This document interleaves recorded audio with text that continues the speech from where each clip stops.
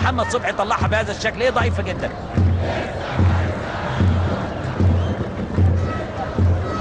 شايف لاعب رقم 15 بهاء بري لاعب بترول اسيوط ادي المحاوله، هوبا جول جول جول جول فريق الدراويش. ايه ده ايه ده فتره التوقف لصالح الدراويش ولا ايه؟ جودوين برأسه افريقيه نيجيريه بفرحه اولى لفريق نادي الاسماعيلي، يعلن عن هدف اول لفريق نادي الدراويش في ظل حاله من حالات النوم العميق من الفريقين. الحقيقه جودوين يعلن عن فرحه اولى للدراويش، هدف حلو لفريق نادي الاسماعيلي. نتابع مع بعض الهدف صنعه الحارس محمد صبحي، يا سلام رائع يا صبحي لمحمد محسن ابو جريشه لجودوين، يقف على كورته يعدي يفوت ينطلق يتقدم بقدمه النيجيريه على اراضي مصريه يسدد. يا سلام يا سلام يا سلام، هدف جميل عدى من محمود سمنه، وسع لنفسه، اطلق التسديده زاحفه ارضيه اسماعيلويه بقدم نيجيريه الى داخل الشباك بتروليه على طول. هدف اول للدراويش، هدف جميل جميل الى داخل الشباك.